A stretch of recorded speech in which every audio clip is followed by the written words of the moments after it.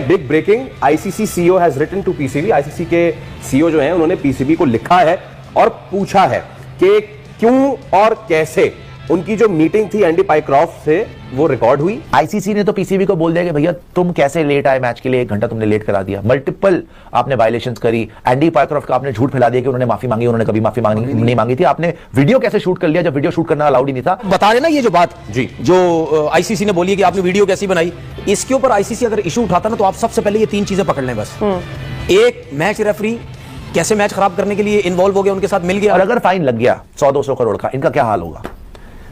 ये तो सुबह से शाम तक नाचेंगे, जो रेवेन्यू मिलना था वो भी नहीं मिलेगा, इनकी हालत खराब हो जाएगी।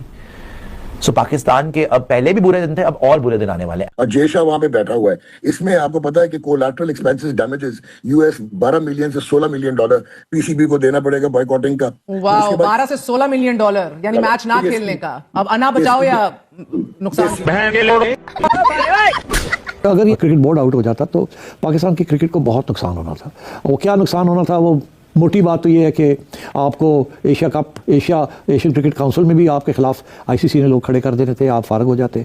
इसी तरीके के साथ आप आईसीसी आपको पेनल्टी लगा देता। इंडियन क्रिकेट कंट्रोल है, यानी कि आईसीसी, मैं उसको इंडियन क्रिकेट कंट्रोल कहता हूं, इसलिए कि वहाँ हर चीज जो है वो इंडिया की है। तकरीब के प्रेजेंटर का ताल्लुक भी भारत से, आईसीसी चेयरमैन का ताल्लुक भी इंडिया से, बीजेपी की पूरी हिंदुत्वा पॉलिसी जो है, पूरी एक नजरियात जो है वजीर दाखिला अमित शाह के साहबजादे, जिस तरह आपने दुरुस्त फरमाया, ऑल दिस इज हैपनिंग। मगर आप करेंगे क्या? रेगुलेटरी बॉडी जब अगर इन्फ्लुएंस्ड है, what can you do? Pakistan एक बेकारी कौम है, बिलखुसूस ये जो हुकूमत है ये सारे के सारे बेकारियों के ऊपर मुश्तमिल है।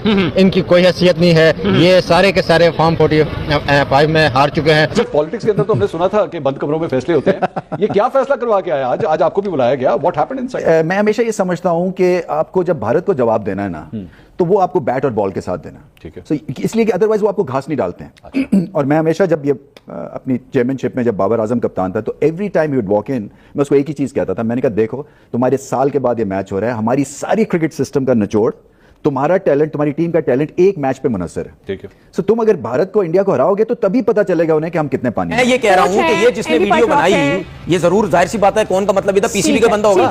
तो क्या वो बेवकूफ होंगे जाके वीडियो बनाएंगे? उनको पता नहीं होगा यार बेकारी। आगे चल यार, आगे चल, आगे चल। फैसला हो चुका था, अब उस फैसले को से निकलना कोई आसान काम नहीं था। और लगता है ऐसी था कि अंडर पब्लिक प्रेशर कि जी हम बॉयकॉट ही करते हैं, फिर जाए जन्नत में जाए। CEO has written to PCB. ICC के सीईओ जो हैं उन्होंने पीसीबी को लिखा है और पूछा है कि क्यों और कैसे उनकी जो मीटिंग थी एंडी पाइक्रॉफ्ट से वो रिकॉर्ड हुई और उसके बाद वो चलाई गई। Even though it was a restricted PMO यानी players and match officials area, उसके बावजूद वहां रिकॉर्ड हुई और ये सारी चीज हुई। ये भी पता चला है कि PCB has put the condition of the media manager accompanying Pak management for the meeting else they would have boycotted the game. My god, ये अब एक नई चीज लेडीज एंड जेंटलमैन सामने आ गई है। चलिए फिर मजीद डेवलप हो जाएगी। बैठा हुआ ना सर, बैठा ना बैठा हो उसको रखे एक तरफ। तनवीर, चले आज अब बात करते हैं हाथ सच की, सारी चीजें रखे एक तरफ। मुझे एक बात बताएं, ये सारी चीज हुई, सूर्य कुमार यादव पे क्रिटिसिज्म आया, पूरी दुनिया कर रही है, इंडिया पे क्रिटिसिज्म आया, पूरी दुनिया कर रही है। सही मैनेज किया हमने ये मामला? देखिए ये इसका जो सूर्य कुमार यादव का, इसके ऊपर भी हमें बात करनी चाहिए थी। बेसिकली तो इस पे बात करनी चाहिए थी। एंडी पाइक्रॉफ्ट का मसला था। देखिए मसला था, जो कह रहा है ना मसला नहीं था, वो था। मसला तो था ना, हाउ डिड यू अप्रोच? उसकी मैं रीजन बता रहा हूं ना, प्राइमरी रीजन। देखिए मैंने आपसे कल भी बात बोली थी, जो शेक हैंड का सिलसिला था ना, वो तो आप साइड पे करते हैं, वो जरूरी नहीं है ना, इस्लाम किया नहीं किया वो बात बेसिकली, ठीक है। 2 से 3 लोगों के ऊपर आपको बैन लगाना चाहिए था। और पाकिस्तान क्रिकेट बोर्ड को ये जो आप बता रहे ना, ये जो बात जी जो आईसीसी ने बोली कि आपने वीडियो कैसी बनाई, इसके ऊपर आईसीसी अगर इशू उठाता ना तो आप सबसे पहले ये 3 चीजें पकड़ लें बस। एक, मैच रेफरी कैसे मैच खराब करने के लिए इन्वॉल्व हो गया, उनके साथ मिल गया, कप्तान को कह रहा है शेक हैंड नहीं करना, बैन होना चाहिए, बैन होना चाहिए। एक। दूसरा, बीसीसीआई अगर इन्वॉल्व हुआ है इसके ऊपर बात करें, ठीक है। बेसिकली तो बात ये करनी चाहिए।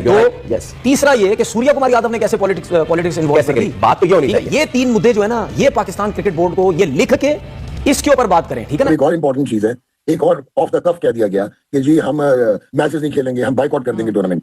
क्या आपने सोचा कि एसीसी की चेयर जो है वो इस वक्त पाकिस्तान के पास है, होस्ट इंडिया है, और उसके बाद क्या आपने क्लॉज 2.10 आर्टिकल पढ़ा है आईसीसी का कि इसके रिपोर्कशन, जिसका भी हफीज कह रहा है, वो इतने बायस है इंडिया के लिए, और जय वहां पे बैठा हुआ है। इसमें आपको पता है कि collateral expenses damages US 12 million से 16 मिलियन डॉलर पीसीबी को देना पड़ेगा बॉयकॉटिंग का। वाह, 12 से 16 मिलियन डॉलर यानी मैच ना खेलने का। अब अना बचाओ या नुकसान। Serious breach of tournament rules है, मेंबरशिप ऑब्लिगेशंस है। इसमें आपको we can also go to the court ना कि आईसीसी भी तो ब्रीच कर रहा है, कि जबकि political, again we don't know, I think इसकी वजाहत होनी चाहिए। मैच रेफरी की जानिबदारी तो is not the only issue over here. Spirit of the game को जो आप लोग कह रहे हैं, नुकसान पहुंचाना, पॉलिटिसाइज करना। मगर सर ये मुझे बताइए, ये वजाहत क्यों नहीं आ रही कि हमारा मुद्दा क्या है, हमारे पास प्लेटफॉर्म क्या है? हफीज भाई जो कहते हैं कि नहीं कर सकता ये आईसीसी, वो तो कर रहे हैं।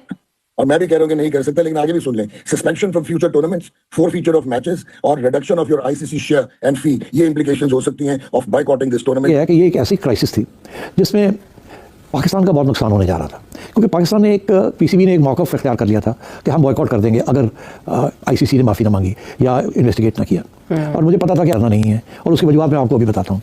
अब ये एक फैसला हो चुका था, अब उस फैसले को से निकलना कोई आसान काम नहीं था, और लगता ऐसी था कि अंडर पब्लिक प्रेशर कि जी हम बॉयकॉट ही करते हैं, फिर चाहे जन्नत में जाए एशिया कप भी और जन्नत में जाए आईसीसी। अच्छा, मेरा हमेशा ये मौक़िफ़ रहा है कि अपना मौक़िफ़ ज़रूर दें, लड़ें, कानूनी तौर पे लड़ें, मगर इंटरनेशनल अरीना छोड़ना नहीं है। जैसे ही सियासतदान को हम कहते हैं कि इलेक्शन जैसी भी हो, इलेक्शन लड़नी चाहिए, रिगिंग हो ना रिगिंग हो, इलेक्शन बॉयकॉट नहीं करना चाहिए, वैक्यूम नहीं छोड़ना चाहिए, खला नहीं होनी चाहिए, आप लड़ के अपने मौक़िफ़ पेश करें। तो that has always been my फलसफा, और इसीलिए we are still in the game. तो अब बात यह है कि तो जब उन्होंने मुझे याद किया तो मुझे दोस्तों ने कहा कि आप मत जाएं, आप उनको सपोर्ट मत करें एंड सो ऑन। तो मैं मोहसिन नकवी साहब को सपोर्ट करने नहीं गया था, मैं गया था पाकिस्तान क्रिकेट बोर्ड को सपोर्ट करने।